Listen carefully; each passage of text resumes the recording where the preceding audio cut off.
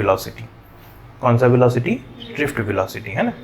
Drift शब्द बहुत सुनने को मिल जाता है। अगर आप कार रेसिंग की या बाइक रेसिंग के शौकीन है तो वहाँ पे एक शब्द यूज होता है ड्रिफ्टिंग, है ना। और ड्रिफ्टिंग का मतलब होता है घसीट के चलना। कैसे चलना? घसीट के चलना, यानी कि रफ्तार बहुत ज़्यादा नहीं होगा और आप घसीट घसीट के चल रहे होंगे, तो उसके जगह पे जो अंग्रेजी का वर्ड यूज होता है उसको हम लोग क्या बोलते हैं? ड्रिफ्ट। ठीक है, तो जब ड्रिफ्ट वेलोसिटी मैं कह रहा हूँ तो आप समझ गए होंगे इलेक्ट्रॉन घसीट घसीट के चल रहा है, यानी कि इसका मतलब समझ गए इलेक्ट्रॉन की रफ्तार कैसा है, ज़्यादा या कम? कम। घसीट के चलने का मतलब ही कि बहुत मुश्किल से चल रहा है, धीमे धीमे चल रहा है। एग्रीड? अब ड्रिफ्ट वेलोसिटी क्या है वो समझते हैं कि अभी तक जब तक हमने बाहर से कोई पावर सप्लाई इसमें जोड़ा नहीं है तो क्या हो रहा है बताओ कि जो इलेक्ट्रॉन्स है, फ्री इलेक्ट्रॉन्स है ऑफ कोर्स, तो उनके पास वेलोसिटीज अवेलेबल है जिसको आप लोग बोल रहे हैं थर्मल वेलोसिटी, जो कि रैंडम है। एग्रीड? अब होगा क्या कि मान लो हमारे पास ये एक सिलिंड्रिकल वायर है, ठीक है, इसको हमने पावर सप्लाई से जोड़ दिया। पावर सप्लाई मतलब आप समझ जाएंगे हमेशा किसकी बात हो रही है, इस केस में बैटरी की बात हो रही है ना। बैटरी या फिर सेल से हमने कनेक्ट कर दिया, राइट। अब जानते हैं ये कौन सा टर्मिनल है? पॉजिटिव टर्मिनल है बैटरी का, और ये कौन सा है? नेगेटिव। यानी कि ये जो वायर है उसका ये वाला जो सेक्शन है ये पॉजिटिव टर्मिनल से कनेक्ट हो गया, और पॉजिटिव टर्मिनल से कनेक्ट होने का मतलब इस एंड का वोल्टेज क्या होगा? हाई। ठीक, और ये वाले एंड को आपने किससे जोड़ दिया है? नेगेटिव टर्मिनल से जोड़ा है, यानी कि ये कौन से वोल्टेज में जाएगा? लो। ये जानते हैं ना, रिलेटिव टर्म्स होते हैं, हाई और लो, मतलब इसके सेंस में यहाँ वोल्टेज ज़्यादा है और इसके इस एंड के कंपेयर में इस एंड का वोल्टेज कैसा है? लो है। बैटरी के पॉजिटिव और नेगेटिव का मतलब यही होता है, आपको बताया गया है कि पॉजिटिव टर्मिनल का मतलब ये होता है कि इस टर्मिनल का वोल्टेज इस टर्मिनल से कैसा है? हमेशा ज़्यादा है, या फिर वाइस वर्सा कह लीजिए कि नेगेटिव टर्मिनल का जो वोल्टेज है बैटरी का वो हमेशा उसके पॉजिटिव टर्मिनल से क्या होगा? कम होगा। बैटरी में पॉजिटिव और नेगेटिव का मतलब एक्चुअली में यहाँ का वोल्टेज पॉजिटिव और यहाँ का वोल्टेज नेगेटिव होना ऐसा ज़रूरी नहीं है। इस नेगेटिव टर्मिनल का वोल्टेज जीरो भी हो सकता है। आपके पास, मैं कह रहा हूँ, जब आपके पास पेंसिल बैटरी होता है 1.5 वोल्ट का, तो मैं कह रहा हूँ आपके पास जो सेल है वो 1.5 वोल्ट का है। इसका मतलब क्या है समझ लीजिए, अगर इस वोल्ट इधर वाले का वोल्टेज अगर लेट से बी है और इस पॉजिटिव टर्मिनल का वोल्टेज भी ए है, तो भी ए दोनों के बीच का डिफरेंस भी ए माइनस भी बी कितना है बताओ? 1.5 वोल्ट। ध्यान रहेगा। तो 1.5 वोल्ट का बैटरी का मतलब ये है कि इसके पॉजिटिव और नेगेटिव के बीच में जो अंतर है वो अंतर कितने के बराबर है? जितना आपके बैटरी में मेंशन है, यानी कि 1.5 वोल्ट। और जो पॉजिटिव टर्मिनल है वो हाई वोल्टेज पे है और जो नेगेटिव टर्मिनल है वो लो वोल्टेज पे। यानी कि मैं अगर ये कह रहा हूँ आपके पास एक सेल है जिसमें ये वाला टर्मिनल का वोल्टेज मैं कह रहा हूँ लेट से 2 वोल्ट है, इस टर्मिनल का वोल्टेज कितना है? 2, और मैं कह रहा हूँ बैटरी जो है वो आपके 10 वोल्ट का बैटरी है, यानी कि बताइए इस टर्मिनल का वोल्टेज कितना होगा? 12 वोल्ट, क्योंकि 12 माइनस 2 करोगे तब जाए कितना आएगा? 10। क्या मेरी बात समझ में आए? तो बैटरी में पॉजिटिव और नेगेटिव टर्मिनल का मतलब ये कतई मत समझना कि एक्चुअली में उसके टर्मिनल पॉजिटिव वोल्टेज में है और नेगेटिव वाले का वोल्टेज एक्चुअली में क्या है? नेगेटिव में है। दोनों के दोनों पॉजिटिव में भी हो सकते हैं, दोनों के दोनों इनफैक्ट नेगेटिव में भी हो सकते हैं, दोनों में से कोई एक जीरो में भी हो सकता है। समझ रहे हो?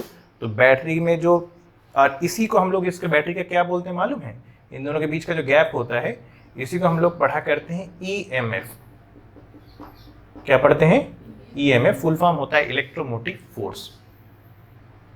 समझ गए हो? तो व्हाट इज ईएमएफ? अगर हमारे पास एक बैटरी है ना, जो कि अभी सर्किट में कनेक्टेड नहीं है, ओपन सर्किट में है ना, तो ऐसी स्थिति में पॉजिटिव टर्मिनल का वोल्टेज कुछ ना कुछ होगा, लेट से V प्लस, नेगेटिव टर्मिनल का वोल्टेज कितना होगा? लेट से V माइनस, दोनों के बीच का गैप कितना होगा? V plus minus V minus. इसी को हम लोग क्या पढ़ते हैं बताओ? ईएमएफ। इस सिंबल से भी डिनोट करते हैं कई जगह पे। समझ गए हो? कहीं पे कोई दिक्कत? तो अगर आपसे पूछा जाए व्हाट इज ईएमएफ, इसका फुल फॉर्म होता है इलेक्ट्रोमोटिव फोर्स। क्या फुल फॉर्म होता है? Electromotive force. अब यहाँ पे थोड़ा कंफ्यूजिंग है, इलेक्ट्रोमोटिव फोर्स, नाम में फोर्स जुड़ा है पर ये फोर्स नहीं है। ये क्या है? पोटेंशियल डिफरेंस है। कितने लोग समझ रहे हो? Am I clear? ठीक है ना? इलेक्ट्रोमोटिव फोर्स जो है वो क्या हो गया, एक्चुअली में पोटेंशियल डिफरेंस हो गया। नाम में फोर्स जुड़ा है पर ये फोर्स नहीं है, एकदम कंफ्यूज नहीं करना है। तो व्हाट इज इलेक्ट्रोमोटिव फोर्स, तो आप सिंपल से समझ जाइए, अगर हमारे पास एक बैटरी है, पावर सप्लाई है, तो उसके पॉजिटिव टर्मिनल का कुछ ना कुछ वोल्टेज होगा और नेगेटिव टर्मिनल का कुछ ना कुछ वोल्टेज होगा। और ये कौन सा सर्किट में इस वक्त, ओपन सर्किट में है, ध्यान रखिएगा। यानी कि बैटरी अभी किसी भी सर्किट में करंट नहीं जुड़ा नहीं है, यानी कि इस वक्त इसमें करंट कितना है, जीरो। ओपन सर्किट का मतलब ये होता है करंट कितना होगा, जीरो। ओपन सर्किट का मतलब तार टूटा हुआ है, समझ लो। तो टूटे हुए तार में कभी भी करंट नहीं चलता है। ये करंट चलने का मैंडेटरी कंडीशन है कि सर्किट कैसा होना चाहिए, क्लोज सर्किट होना चाहिए। क्लास 10 में ही पढ़ के आए हो। जो स्विचेस होते हैं वो क्या करते हैं मालूम है, सर्किट को तोड़ देते हैं। तार जुड़ा हुआ होता है, जैसे आप स्विच बंद करते हैं, हम लोग लेमैन लैंग्वेज बोलते हैं स्विच बंद कर दिया फैन चलना बंद। स्विच बंद करने का एक्चुअली मतलब होता है सर्किट ओपन हो जाना। ऐसा जैसे आपने स्विच को चलाया, ये तार दो हिस्से का तार क्या हो गया, एक दूसरे से अलग, बीच में गैप बन गया और हवा में करंट नहीं चलता है नॉर्मल कंडीशन में। आप जानते हैं वो थंडर स्टॉर्म वाला कंसेप्ट एकदम एक्स्ट्राऑर्डिनरी कंडीशंस हैं। नॉर्मल कंडीशन में हवा में करंट नहीं चलेगा, बीच में इंसुलेटिंग बॉडी की तरह काम करेगा, तो सर्किट में करंट चलना क्या हो जाएगा, बंद। और इसी सिचुएशन को हम लोग बोलते हैं ओपन सर्किट। और क्लोज सर्किट का मतलब तार आपस में जुड़ चुके हैं, करंट अब चल सकता है। तो इसी को हम लोग क्या बोलते हैं बताइए, ईएमएफ ऑफ द सेल। ध्यान रहेगा। तो व्हाट इज, आपसे पूछे what is EMF of the cell, तो ईएमएफ ऑफ द सेल का मतलब होता है potential difference between the positive terminal and negative terminal of the cell when cell is in open circuit condition. इसी का एक और डेफिनेशन इस किताबों में लिखा जाता है कि एक यूनिट चार्ज को पूरे क्लोज सर्किट में घुमाने में कितना एनर्जी खर्च होगा, उसी को हम लोग क्या बोलते हैं, ईएमएफ। तो उतना कॉम्प्लेक्स ना याद रखें, सबसे सरल तरीका आप ध्यान रखने का जो मैंने आपको समझा है। ईएमएफ का मतलब क्या है, पोटेंशियल डिफरेंस। काहे का potential difference, when cell open circuit में हो और उसमें पॉजिटिव और नेगेटिव टर्मिनल के बीच में जो वोल्टेज का गैप होगा, जो डिफरेंस होगा, वही कहलाएगा सेल का what, EMF. Am I clear, कहीं पे कोई दिक्कत, पक्का। आपको अभी आगे चल के हम एक लेक्चर पूरे सेल पे ही करेंगे, तो और डिटेल में डिस्कस करेंगे इस पे। खैर अभी तो यहाँ आ जाओ कि हमने यहाँ पे हाई वोल्ट पॉजिटिव टर्मिनल से कनेक्ट कर दिया, यानी कि हाई वोल्टेज क्रिएट हो गया और इधर में क्या हो गया है, low voltage.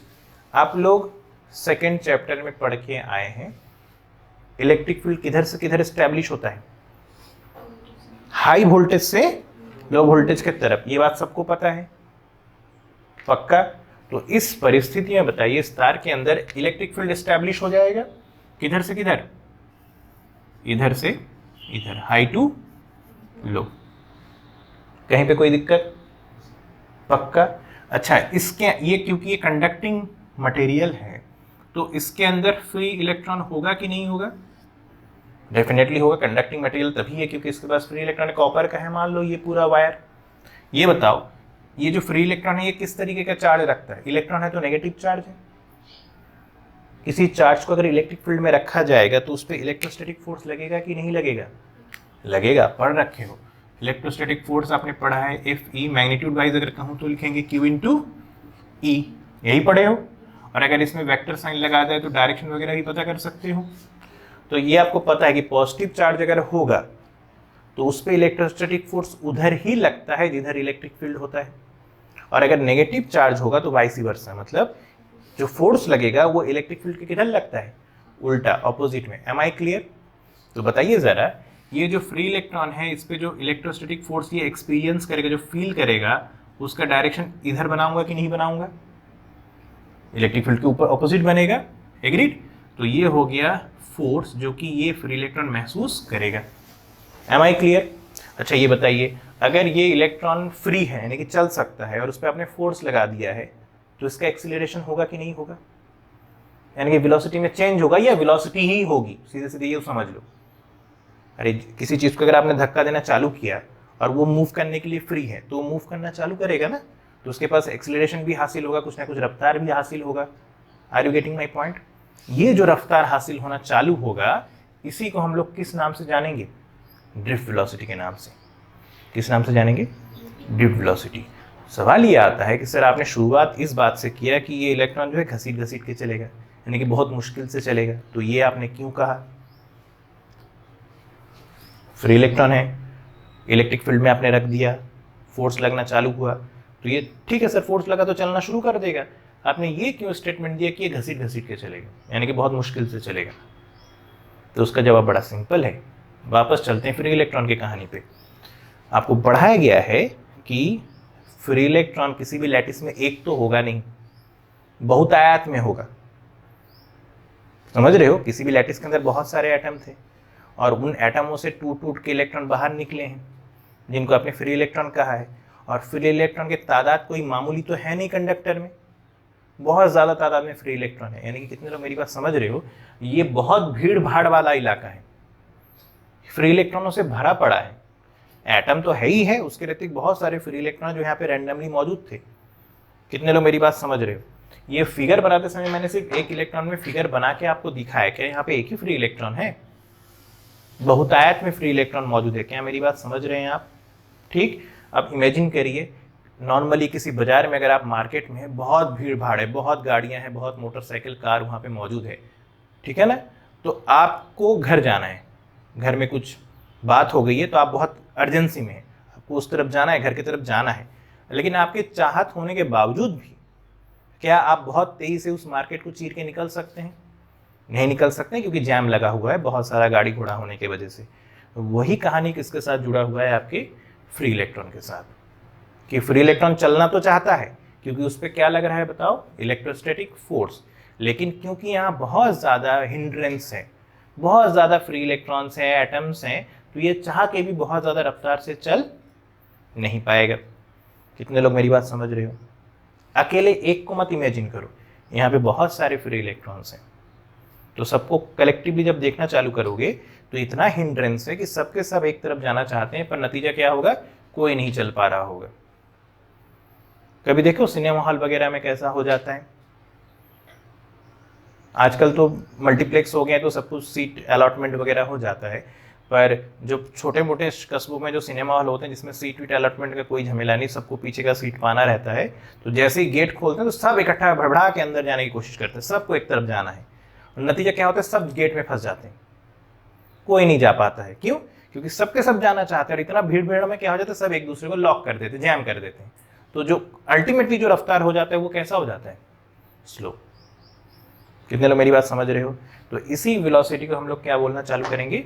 Drift velocity. Am I clear? कहीं पे कोई दिक्कत? तो ये ड्रिफ्ट वेलोसिटी कब क्रिएट होगा? जब हम किसी कंडक्टिंग वायर को या मटेरियल को किसके साथ कनेक्ट कर दिया है? पावर सोर्स के साथ, सेल के साथ या बैटरी के साथ। तो कनेक्ट करने का मतलब एक तरफ आपने हाई वोल्टेज कर दिया और एक तरफ लो वोल्टेज, जिस वजह से क्या क्रिएट होगा? Electric field. इलेक्ट्रिक फील्ड की वजह से क्या महसूस करेगा फ्री इलेक्ट्रॉन? सारे के सारे इलेक्ट्रोस्टैटिक फोर्स, जिस वजह से ये मूवमेंट चालू करेगा। अब एग्जैक्टली क्या होगा वो कहानी हम लोग अगले लेक्चर में समझेंगे।